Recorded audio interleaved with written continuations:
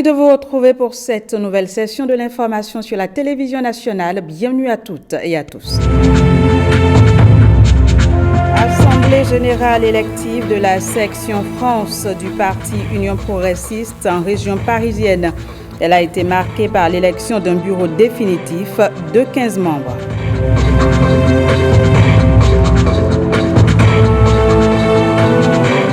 Forum sur la promotion de l'intégrité dans le secteur de l'eau au Bénin. Objectif, promouvoir la bonne gouvernance et l'intégrité dans ce secteur.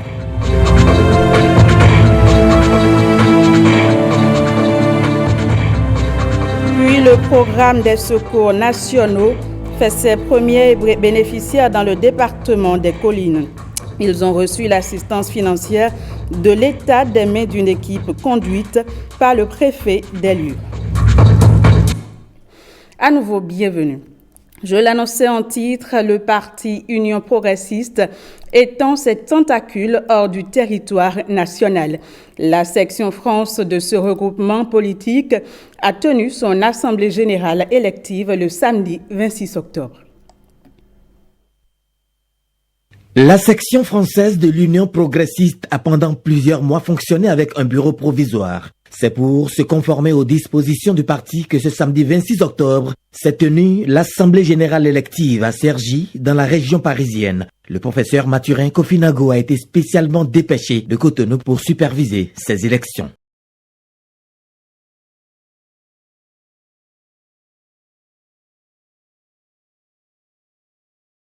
Ce sera le modèle que les autres sections pays vont suivre. Aux différentes rencontres que nous avons eu à faire avec les délégations venues de Paris, j'ai trouvé que les militants de la section France sont engagés, véritablement engagés politiquement, convaincus, et ils ont fait un choix libre et conscient. Et je pense que l'Union progressiste peut compter sur la section pays, sur la section France.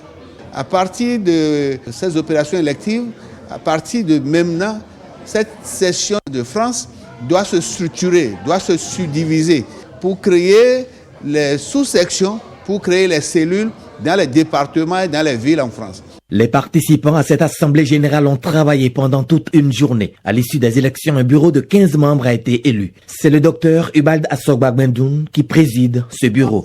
C'est un changement dans la continuité parce qu'il était le coordonnateur du bureau provisoire. Dr Gbendoun et la nouvelle secrétaire générale mesurent la tâche qui attend désormais la section UP France. Je comprends que cette élection est un pas très important et qu'on nous regarde de très loin sur ce que nous allons faire. C'est une première, comme vous le savez, et de ceci va découler les décisions qui seront prises par rapport aux sections pays. Nous avons fait un travail énorme, physiquement, vraiment énorme, et je tiens à remercier tous ceux qui ont participé à ce travail très intense qui nous a amenés à cette élection. Et maintenant que le plus gros va commencer. Pour la simple raison que nous avons travaillé en surface, c'est-à-dire dans la région parisienne, et qu'on va maintenant partir dans toutes les directions de la France pour faire le travail qui a été fait dans la région parisienne, c'est-à-dire faire adhérer les gens à l'Union progressiste section France afin de continuer le travail. Maintenant que nos frères de la diaspora nous ont exprimé leur confiance, c'est maintenant que nous allons travailler à faire connaître la doctrine, la philosophie de l'UP à travers la France, à travers la diaspora. Et nous allons travailler à ce que notre pays soit vraiment un pays non seulement révélé dans la sous-région, mais aussi à l'international. Selon les responsables de l'UP, la section de l'Union progressiste de France doit servir de guide pour les autres sections pays afin de répandre l'idéologie progressiste dans la diaspora béninoise. Congrès extraordinaire du mouvement des élites engagées. Les travaux se sont déroulés ce week-end à Abomey, occasion pour le parti de réaffirmer son attachement aux idéaux de développement prônés par le régime du nouveau départ. Gilles Dansou et Pétronile Lokossou pour le point. Le mouvement des élites engagées pour l'émancipation du Bénin, Moël Bénin, bat le rappel des troupes à l'occasion de ce premier congrès extraordinaire. Ils sont venus des 4 coins du Bénin pour se retrouver ici à Abomey, la cité des Ouégbadiavi. 2 sages conseils sont venus des personnes ressources, à savoir Sylvain Akides Adekpedjou, témoin. Je félicite Jacques et que je peux dire devant vous qu'il a le courage de ses opinions. Et qu'il a le sens de l'honneur et de la dignité. Maintenant, nous sommes passés. Ils sont là. Ils jugeront et ils agiront selon leur compréhension de la société d'aujourd'hui, non pas de la société que nous avons connue. C'est pour ça que je leur demande de tenir compte essentiellement de ce qui est l'actualité de leur temps, tout en ayant de temps en temps nous dire « est-ce que je fais bien ?» Puis les partis politiques invités encouragent Moël Bénin pour les actions entreprises pour l'enracinement de la démocratie béninoise, ceci aux côtés du chef de l'État. La vérité, c'est que le PRD est un parti de la mouvance présidentielle et qui soutient le président Patrice Talon et son programme d'action de gouvernement. Quand on rêve seul, ça peut devenir chimère. Mais quand on rêve ensemble, ça peut plus vite devenir une réalité. De toute façon, nous sommes déjà ensemble autour du président Talon. Moël Bénin, c'est aussi la diaspora. À tous mes amis de la diaspora, de bien vouloir croire en ce projet, en cette famille, parce que M. Jacques Ayadi, notre président, a l'esprit de famille. Moël Bénin tend la main à tout le monde. Vérité, travail, patrie sont les socles sur lesquels repose Moël Bénin. Qui l'eût cru? Qui l'eût cru? En seulement 1 an, nous avons su, au regard des compétences dont regorge notre parti politique, nous avons su, disais-je, poser le diagnostic réaliste qui a suscité admiration, respect et grande considération. Lancer la mobilisation aux jeunes, lancer la mobilisation aux femmes, car Moël Bénin reste et sera le parti des jeunes, le parti des femmes, le parti de tout le peuple béninois, quelles que soient les conditions socio-professionnelles. Chers compagnons de lutte, travailler dans la vérité et pour la patrie, dans le contexte qui est aujourd'hui le Nord au Bénin, demande abnégation et détermination, mais surtout une carapace pour ne pas se laisser distraire d'aucune manière possible. Le développement se conçoit et se déroule sous l'impulsion d'une vision depuis avril 2016 et plus concrètement le 16 décembre 2016. Nous évoluons sous l'égide de la vision du chef de l'État, vision à laquelle nous avons adhéré dès la création de notre parti et que nous continuons de soutenir avec toute la clairvoyance et la détermination nécessaires. Notre soutien reste donc indéfectible. Notre pays est en chantier, du nord au sud et de l'est à l'ouest, avec une rigueur dans la qualité et la durabilité des travaux. L'eau potable est disponible presque partout, notamment dans les collines où il y a seulement quelques années, elle était presque de l'or. L'électrification du pays est en marche et le délestage qui était la règle hier est aujourd'hui l'exception.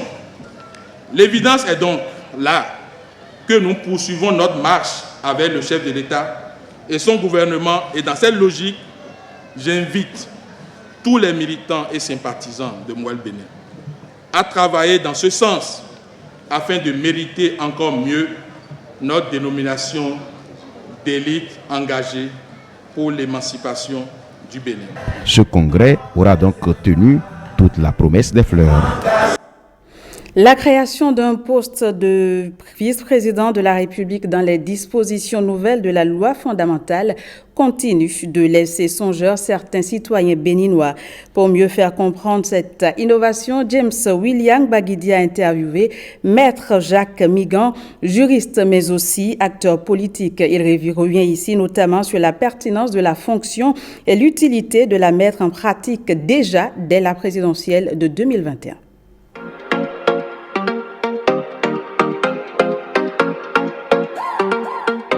Lorsque nous étions aux assises des 10, 11, 12 derniers, dans le cadre du dialogue politique, nous n'avions pas du tout envisagé la révision de la Constitution, donc encore moins le poste de vice-président. Nous avions demandé que, de manière consensuelle, je dis bien de manière consensuelle, que les élections s'organisent au cours d'une année. Élections présidentielles, législatives, élections communales et municipales. Mais pour y arriver, il faudrait trouver le créneau qui pourrait permettre, en cas de vacances du président de la République, la continuité de son mandat par un vice-président de la République. D'où la création du poste de vice-président.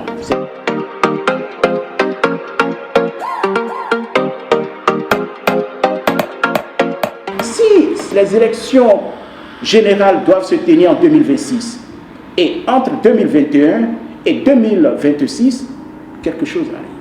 Comment ferait-on pour pérenniser à bonne date, puisqu'on sait déjà les différentes dates où auront lieu les élections générales? Donc il faudrait pouvoir permettre cette continuité-là. Si par exemple entre 2021 et 2026, le président élu, pour des raisons ins, n'est plus là, qu'est-ce qui se passe? C'est le vice-président qui prend le relais pour, je dis bien, pérenniser les dates fixes que nous avions déterminées en ce qui concerne les élections générales. Mais le vice-président, ce n'est pas quelqu'un qui est élu pour compléter, pour accompagner le président de la République. Non, il faudrait que nos compatriotes le sachent. Il a un pouvoir, une responsabilité honorifique. C'est-à-dire, il n'exerce pas de fonction en tant que tel, à part, si vous préférez, le poste honorifique de grand chancelier.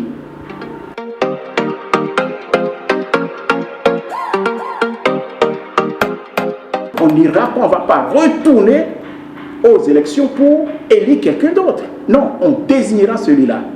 Donc, l'article 44 sera appliqué pour celui qui sera désigné, sauf le volet parrainage. Il en est de même en ce qui concerne le vice-président. S'il arrive à remplacer le président de la République, qui, pour des raisons ins, n'est plus aux responsabilités, pour terminer son mandat, le vice-président désigne quelqu'un. Il désigne quelqu'un. Ça ne veut pas dire qu'il y aura une élection pour désigner ou pour élire quelqu'un. Non.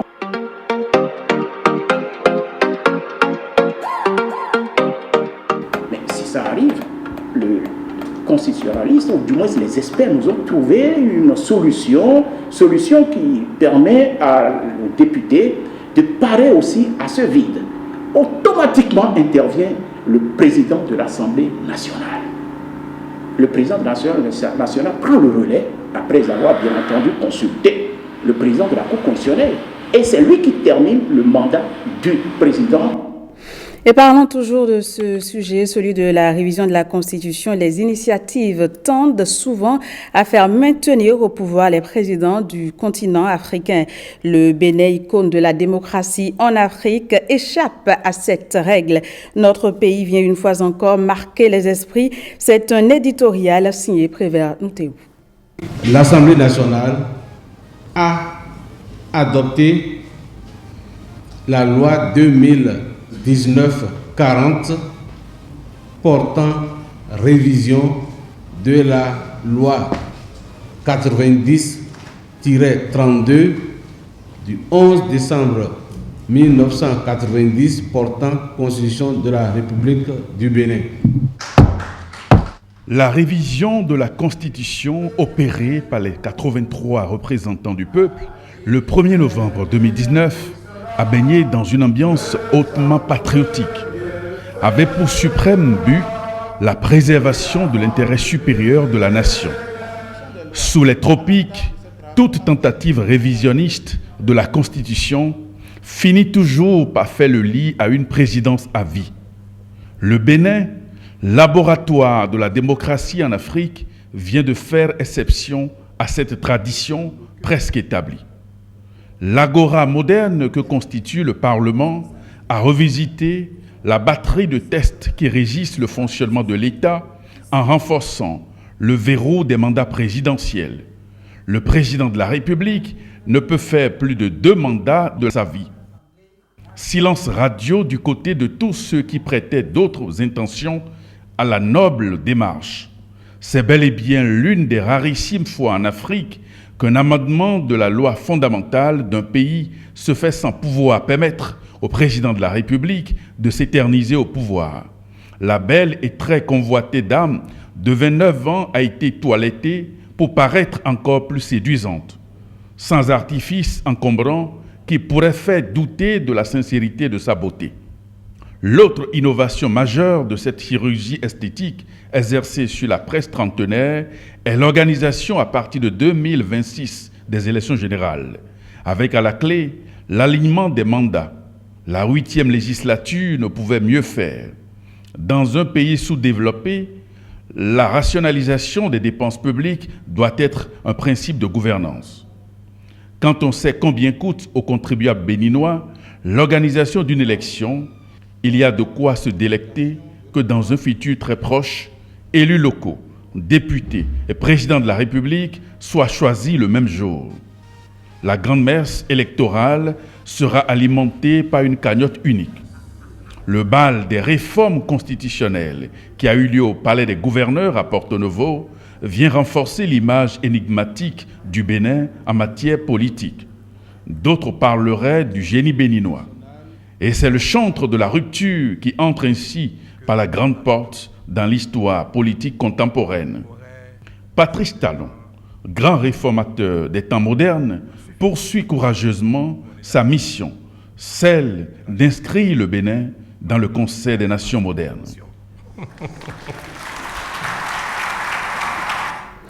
Ce journal se poursuit. Une délégation du Conseil d'orientation et de supervision de la LEPI, entendez liste électorale permanente informatisée, a été reçue en audience en fin de semaine écoulée par le président de la Cour suprême. La délégation en question est allée recueillir les conseils du président Batoko sur l'appurement en cours de la liste électorale permanente informatisée. Suivons ici le président du COS LEPI à sa sortie d'audience.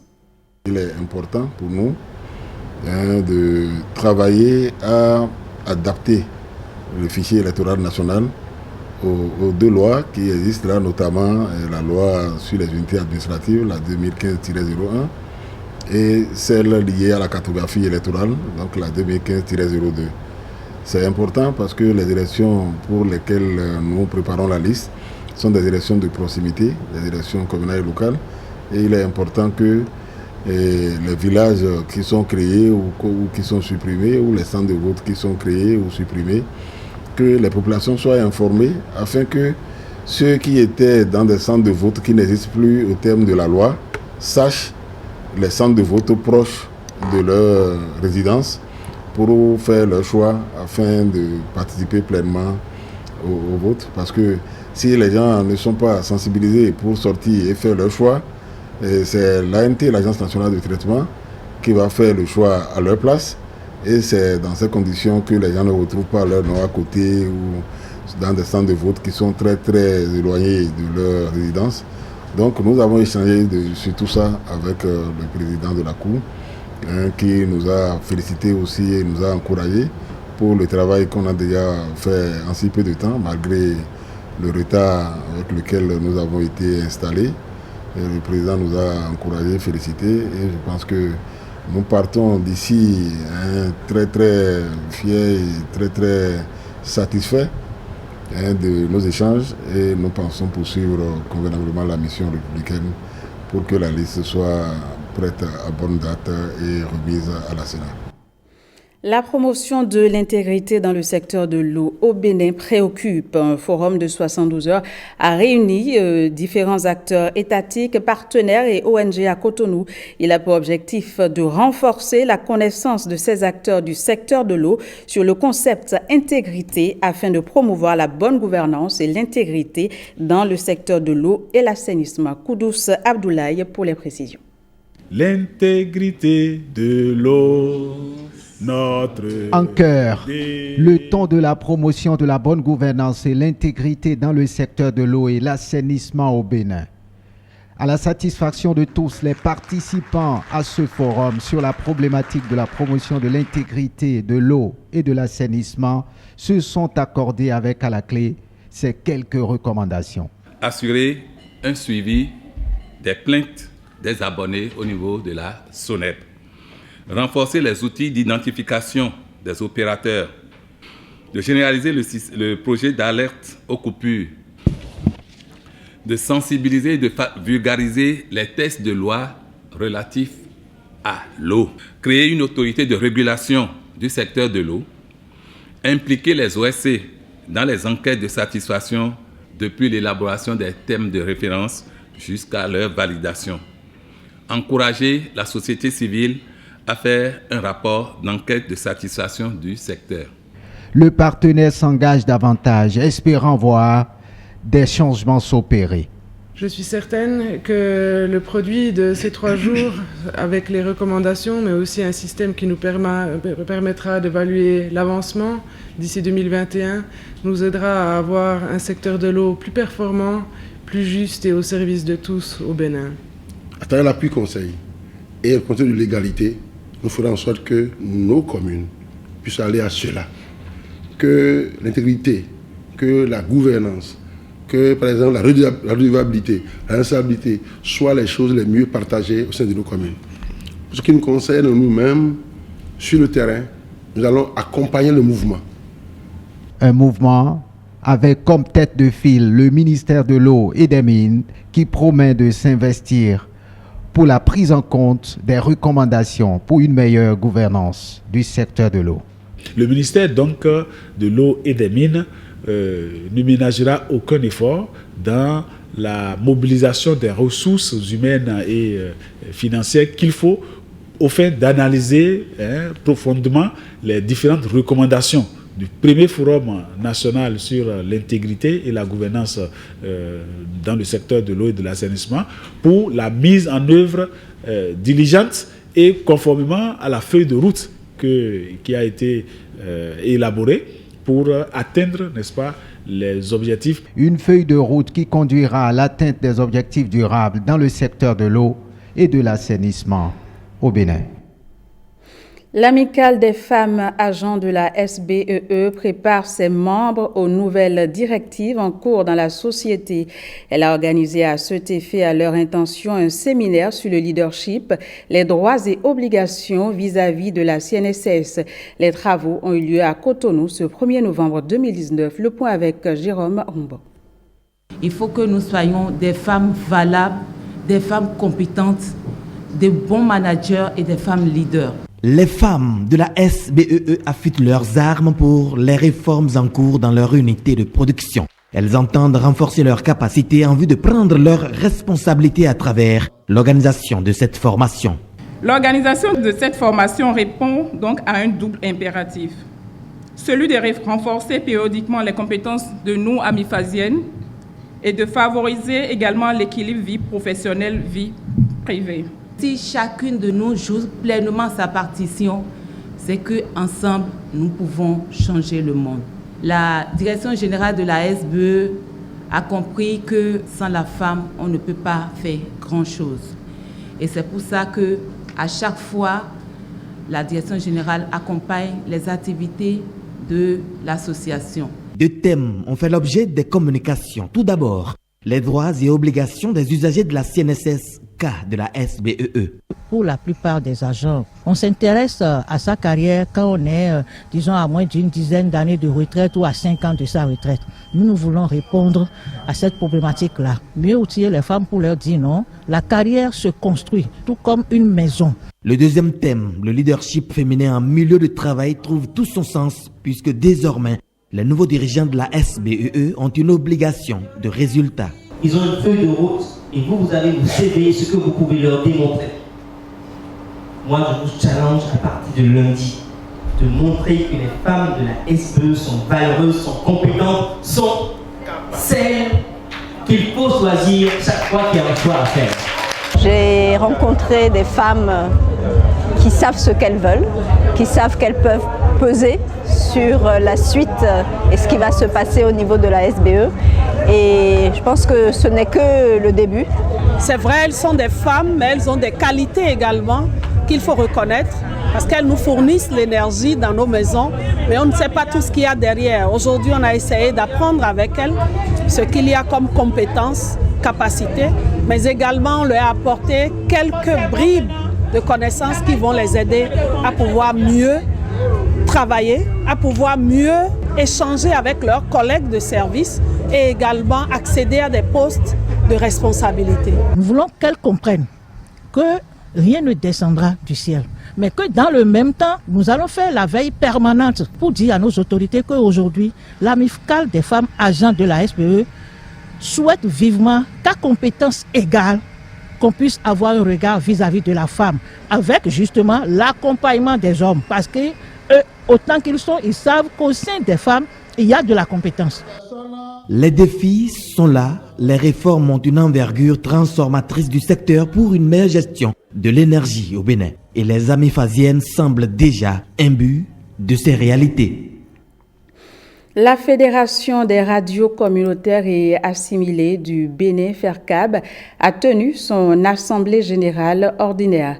Une rencontre aux allures d'un compte rendu aux membres des conseils d'administration et aux directeurs des radios membres de la dite fédération. En plus du bilan, plusieurs sujets d'intérêt ont été évoqués, dont la participation de la FERCAB aux dernières élections professionnelles à la HAC. Firmin Bassao. Les 39 radios. C'est un bilan assez élogieux qu'a dressé l'actuelle équipe dirigeante de la FERCAB aux participants à l'Assemblée générale ordinaire aux allures d'un compte-rendu.